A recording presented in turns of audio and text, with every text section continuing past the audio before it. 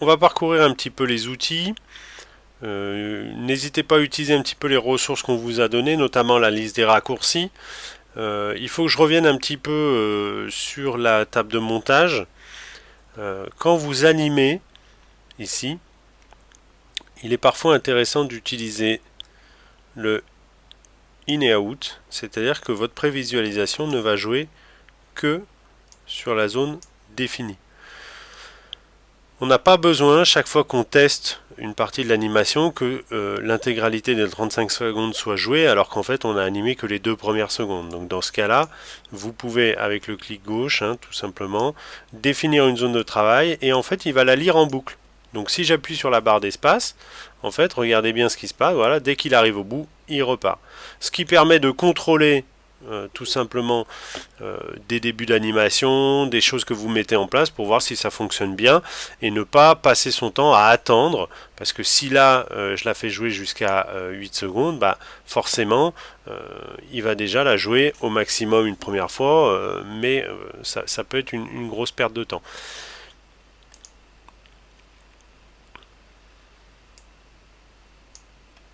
Attention par contre à l'export. Si vous ne modifiez pas cette valeur, vous risquez de sortir, là en l'occurrence, si vous exportez cette vidéo, elle ne fera que 15 secondes et quelques, alors qu'on vous a demandé une vidéo entre 30 et 40 secondes. Voilà, donc il va falloir bien penser à ouvrir cette zone-là pour bien dire que votre vidéo commence à 0 et se termine, en l'occurrence là ici, à 35. Pour les outils un petit peu au-dessus, ici vous avez l'outil sélection, vous avez la main tout simplement pour vous décaler, mais finalement comme la barre d'espace fait la même chose, on utilise très rarement cette icône.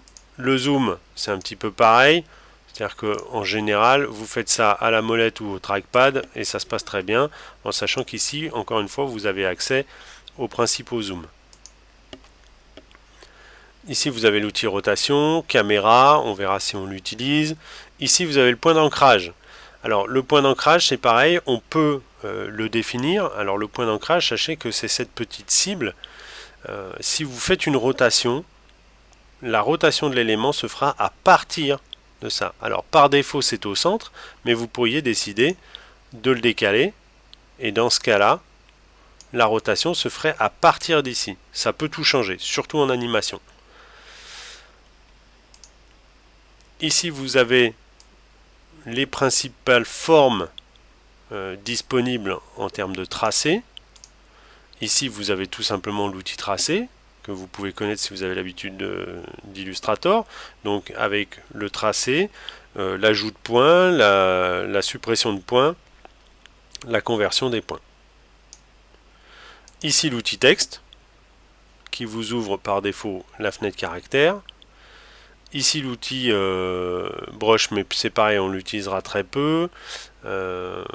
Ces outils-là, moi je les utilise quasiment pas. Alors encore une fois, vous pouvez aller les découvrir, mais avec ce qu'on va vous montrer, on peut déjà faire un paquet de choses. Voilà déjà dans un premier temps pour les principaux outils. On va regarder quand même les principales fenêtres. En l'occurrence, on vous a fait installer le Move Anchor Point.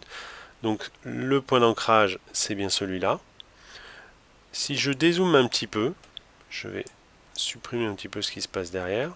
Ce point d'ancrage, l'avantage avec le Move Anchor Point, c'est que je vais pouvoir le magnétiser automatiquement. Et vous voyez, il est en train de se balader en fonction de l'endroit où je décide de cocher.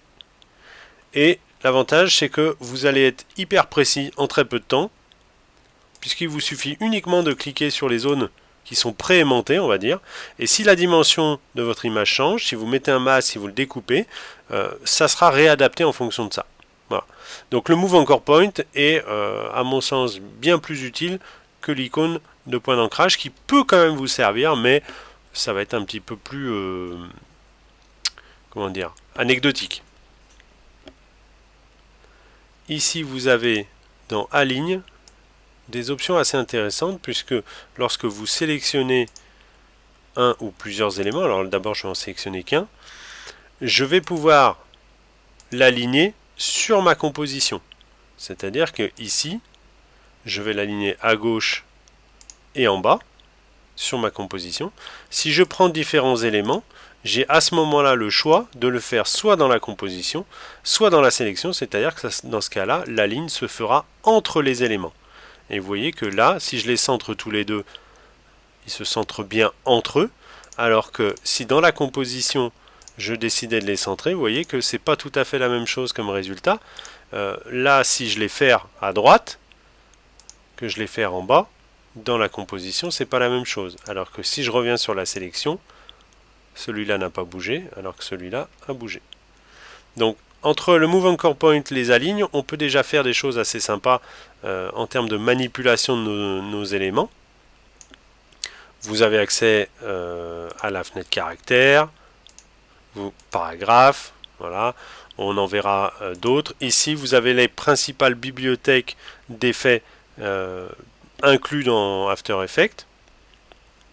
Et lorsque vous mettez un effet, vous aurez accès forcément au panneau de contrôle des effets. On reviendra là-dessus.